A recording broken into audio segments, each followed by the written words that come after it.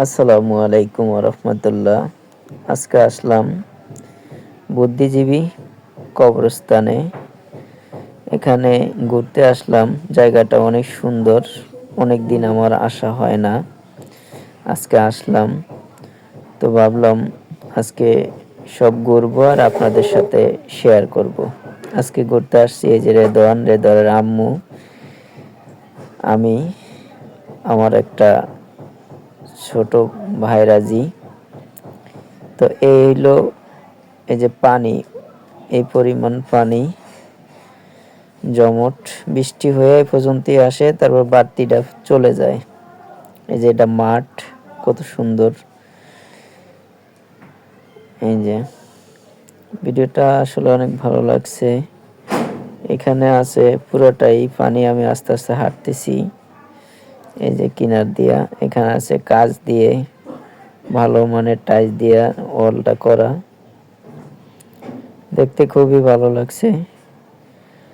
আর ওই যে ফাঁকা জায়গাটা, বুদ্ধিজীবীর কবর, যে মাঝখান দিয়ে একটা ফাঁকা জায়গা রাখছে, সূর্য উঠলে খুব সুন্দর লাগে ওইখান দিয়ে দেখা যায়।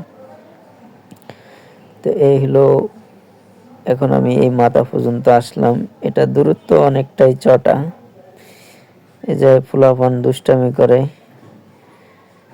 এখানে একজন ভিডিও করতেছে। এদের রেদওয়ানের আম্মু, রেদওয়ান খেলাধুলা করতেছে আর দৌড়াদৌড়ি করতেছে।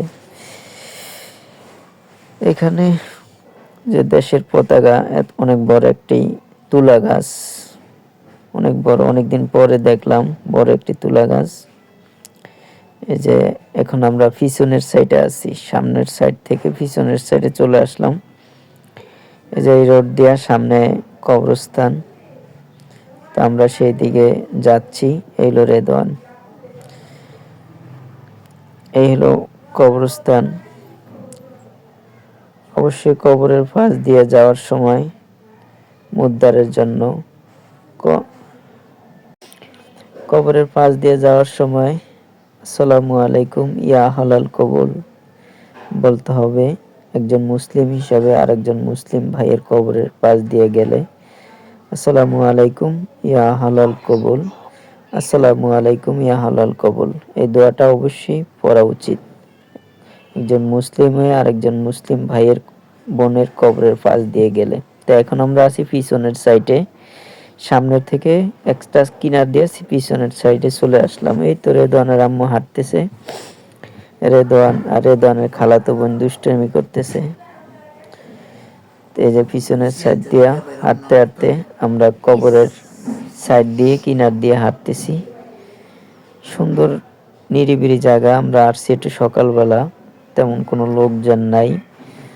ভাবছি সকালবেলা একটু হাঁটাচলা করব, শরীরের একটু ব্যায়াম হবে আর দৃশ্যগুলো সুন্দর করে তুলে ধরতে পারবো। এই যে এটা হইলো পিছনের সাইডে, এখন আমরা পিছনের সাইডে আছি। এখন আমরা পিছনের সাইড অপর পার্ট দিয়ে বুদ্ধিজীবী যে মূল ফটকের দিকে আসতেছি, আরেকটা কিনারে দিয়া। এই যে এটা হইলো আরেক কিনার, এক কিনার দিয়ে ঢুকছিলাম, আবার অনেক কিনার দিয়া পিছন দিয়ে আবার সামনের দিকে যাচ্ছি।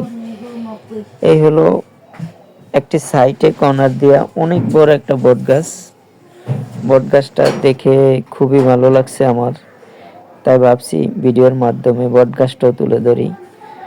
একার চতুর্দিকে ছড়ানো, মাঝখানে বৃক্ষ দাঁড়িয়ে আছে, দেখে আমার কাছে খুবই খুবই ভালো লাগছিল। বট গাছটা অনেক মোটা এবং ডালপালা চতুর্দিকে ছড়িয়ে রাখছে। এই বট গাছ এর অনেক মূল্যবান এবং অনেক রোদের সময় অনেক মানুষের উপকারিতা করে।